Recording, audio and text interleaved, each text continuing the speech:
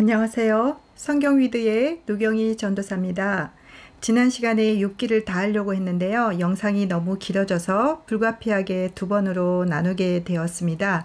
오늘 지난주에 이어서 욥과 세 친구의 두 번째 논쟁부터 시작해 보도록 하겠습니다. 이제 다시 두 번째 논쟁에 들어가게 됩니다. 15장 1절부터 16절 엘리바스의 논쟁이 시작됩니다. 대만 사람 엘리바스는 욥과 논쟁하면서 작정하고 욥에게 공격적으로 욥이 교만하다고 지적합니다. 하나님께 불만을 말하며 의를 주장하는 욥을 향하여 하나님께서 너를 용서하지 않을 것이며 악인들에게는 고통이 있다는 그 인과응보의 사상을 다시 엘리바스는 욥에게 주장합니다. 이에 대하여 욥은 다시 탄식합니다. 자신의 정결함을 주장하고 지금 나의 증인이 하늘에 계시고 나의 중보자가 높은 데 계시다. 그러면서 자신의 처지를 호소하고 하나님의 중재를 간구합니다. 친구들을 비난하고 또 이해할 수 없는 이런 상황들을 하나님만이 자신의 중보자라고 주장하며 욥은 친구들을 저주합니다. 두 번째로 다시 빌닷이 욥에 대하여 비난을 합니다. 욥을 악인이라고 정죄하고 악인들에게 임할 재앙에 대하여 욥에게 퍼붓고 있습니다. 이에 대하여 욥은 19장에 이렇게 또 얘기합니다. 비록 내게 허물이 있다 할지라도 그 허물이 내게만 있느냐. 이렇게 10번이나 욥을 학대한 친구들에 대하여 욥은 탄식하며 형제들, 친척들, 친구들, 종들까지도 욥을 버리고 무시하며 어린아이들까지도 욥을 조롱하는 상황입니다. 논쟁하는 친구들에게 욥은 자신을 불쌍히 여겨달라고 호소합니다.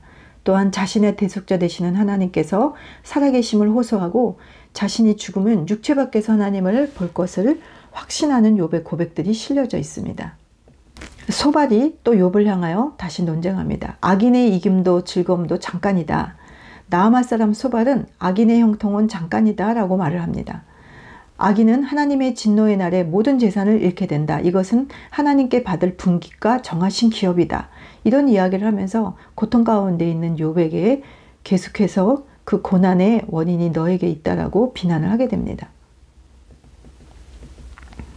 욥은 21장에서 이런 상황에 대해 반박합니다. 악인도 때때로 장수하고 부자가 되며 그들이 행복하게 살기도 한다고 반박을 하며 어떤 사람들은 죽을 때까지 편하게 또 어떤 사람은 죽는 순간까지도 괴롭게 살다가 갈 수 있다고 주장하며 친구들의 위로는 헛된 위로이고 친구들의 대답은 거짓이라고 욥이 주장을 하는 이야기들이 기록이 되어 있습니다. 엘리바스가 다시 세 번째 논쟁을 시작합니다. 욥이 당하는 고난은 자신의 악과 죄 때문이라며 전능자에게 돌아가면 지음을 받을 수 있다라고 엘리바스가 22장에서 얘기합니다. 엘리바스는 하나님 앞에 오만하고 독선적인 욥이라고 그를 공격하고 창조주 하나님 앞에 사람의 지혜와 의의 행위가 무슨 이익이며 하나님께서 욥을 책망하는 것이 욥의 경건함 때문이 아니냐라고 또 반박을 합니다. 악이 크고 죄악이 끝없는 악인이라고 욥을 공격하고 겸손한 자를 구원하시는 그 하나님께 얼굴을 돌리라고 욥을 향하여 논쟁을 하게 됩니다.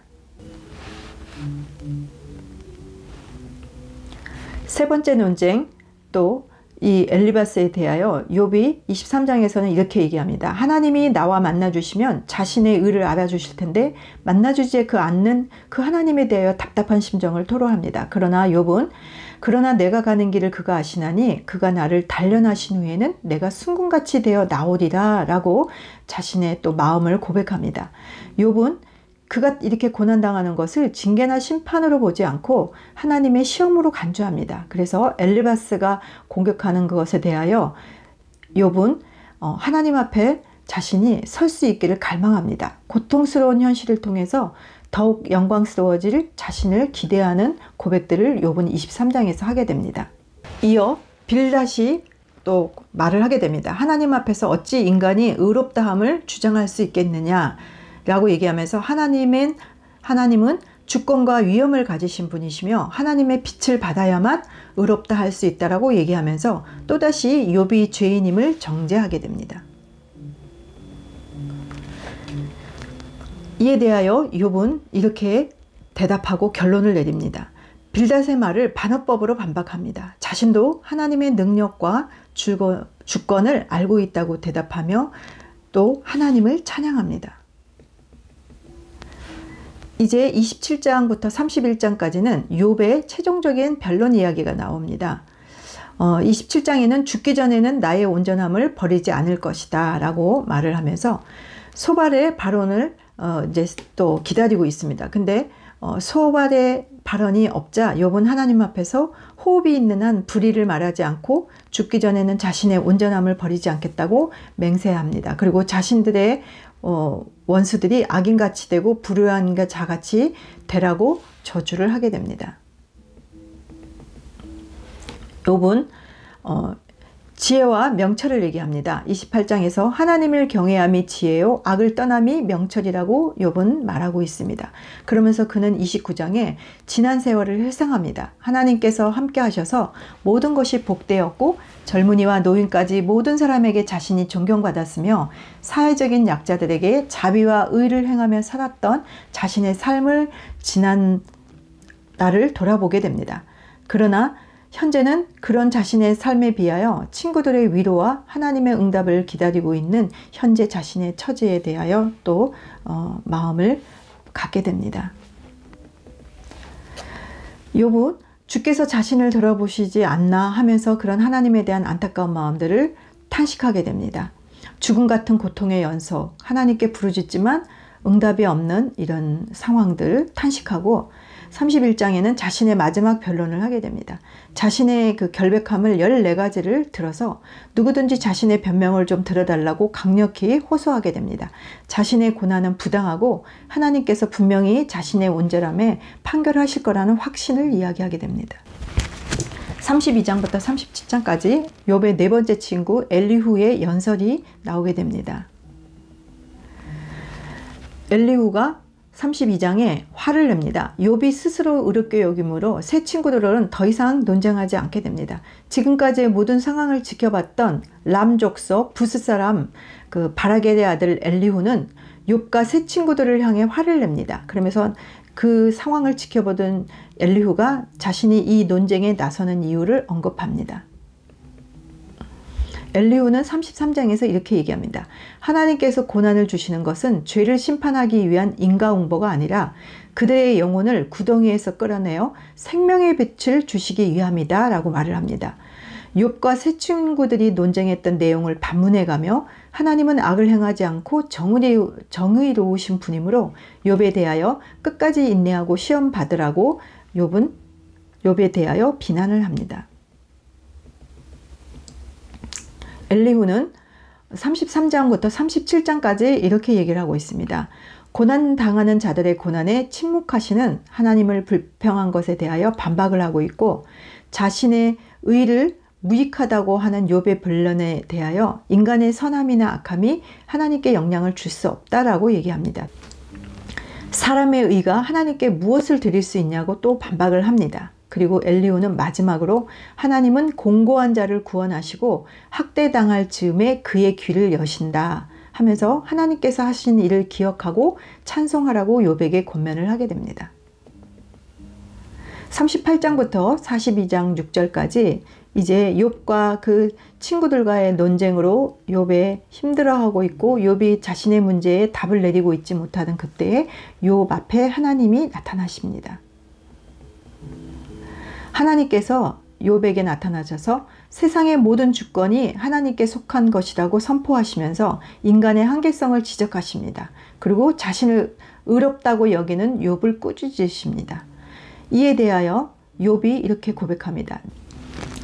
내가 주께 대하여 귀로 듣기만 하였사오나 이제는 눈으로 주를 배움나이다 라는 고백으로 욥은 하나님을 대면함으로 그동안 자신이 가졌던 질문들에 대한 해답을 얻게 됩니다. 새 친구와 욥에게 논쟁에 대한 그 판결을 하나님이 주시고 이에 순종합니다.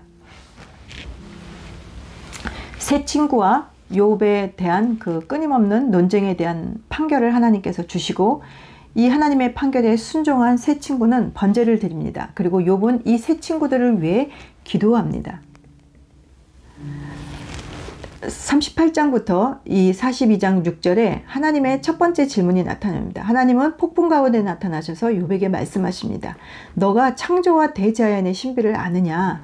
하나님의 말씀 앞에 짧은 지식으로 자신의 의를 드러내던 욥과 그의 친구들은 침묵합니다.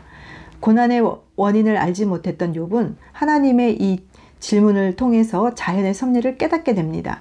만물의 창조주께서 사람의 지혜로는 알 수 없는 많은 것들을 말씀하시게 됩니다. 예를 들면 하나님이 지으신 사자, 까마귀, 산염소, 암사슴 그 외 등등 이런 것들을 예로 드시면서 사람의 지혜로는 하나님이 창조하신 이 섭리들을 알 수 없다는 것입니다. 이에 욥은 하나님께 이렇게 대답합니다. 비천한 내가 무엇이라 주께 대답하리이까? 하나님의 말씀과 질문 앞에 욥은 굴복을 하게 됩니다. 다시 하나님은 두 번째 질문을 욥에게 합니다. 내가 내 의를 세우려고 나를 악하다 하겠느냐? 라고 반문하시고 욥에게 네가 하나님처럼 능력이 있다는 것을 증명해 보라고 이렇게 또 말씀을 하십니다. 욥은 42장 1절에서 6절에 이런 하나님의 질문에 다시 대답을 하게 됩니다.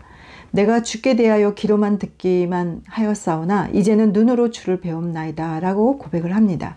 이렇게 하나님을 뵙게 되자 욥은 이전에 궁금했던 의문들이 순식간에 사라지고 그가 당한 고난과 끝없는 질문들이 문제가 되지 않습니다. 즉 하나님의 그 한 분만으로 모든 것이 해결되었습니다. 오늘 욥이 그렇게 느낀 것처럼 저희도 마찬가지죠. 저희도 정말 하나님을 인격적으로 하나님과 깊은 만남을 한다면 저희들의 인생에 갖고 있는 수많은 질문들이 오늘 욥의 고백처럼 저희도 하나님 한 분만으로 이제 저는 아무것도 필요 없습니다 라는 고백이 나올 수 있을 것입니다.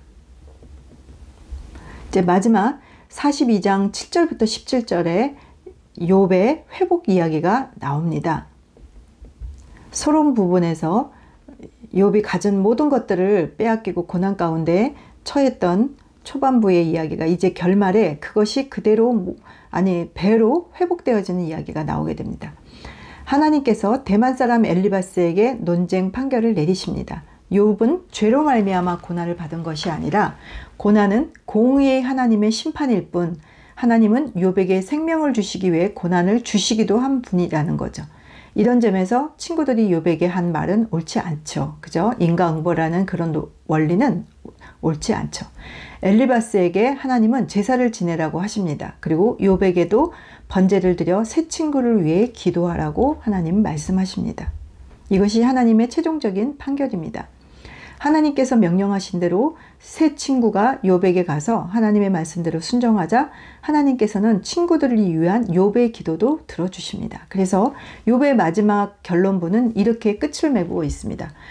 욥이 가졌던 모든 것이 이전보다도 갑절의 복을 누리는 소유의 복이 회복되었고 또한 형제 자매 친지들의 관계가 회복되었고 하나님께서는 다시 아들 7명과 딸 3명을 주셔서 자손의 복을 또 회복하게 됩니다. 이렇게 해서 욥은 140년을 더 살면서 아들과 손자 4대를 보고 행복하게 살다가 세상을 뜬다는 그런 이야기로 욥의 결론부 이야기가 끝을 맺고 있습니다. 또 저희들이 욥기를 읽으면서 또 한 가지 깨달을 수 있는 교훈은 보상 없는 신앙. 하나님께서 나에게 내가 원하는 축복을 주시지 아니할지라도 하나님은 나의 전부다. 나는 그런 하나님을 믿고 가겠다라는 그런 어떤 보상 없는 신앙. 우리는 또 어떨 땐 그것을 기복신앙이라고도 표현하는데요. 오늘 욥기도 결국은 거기에서부터 출발한 거죠. 사단이 하나님께서 욥에게 그 모든 것을 주시지 않았다면 욥이 그렇게 하나님 앞에 경건하게 살 수 있냐? 이렇게 시작된 거였죠.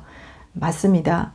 우리도 욥이 끝내 하나님을 만나면서 그의 신앙을 또 회복하고 그의 모든 것이 그로 말미암아 회복되었듯이 우리도 보상 없는 신앙, 그리 아니하실지라도 하나님을 나의 인생의 주인이라고 인정하고 그의 주권을 또 저희들이 인정하고 그렇게 하나님의 임재를 저희들이 느끼며 살아가는 그런 참된 신앙을 우리 모두가 회복하고 또 유지하는 저희들 모두가 되었으면 좋겠습니다. 오늘도 제 영상을 시청해 주셔서 감사하고 다음 시간 또 시편으로 찾아뵙도록 하겠습니다.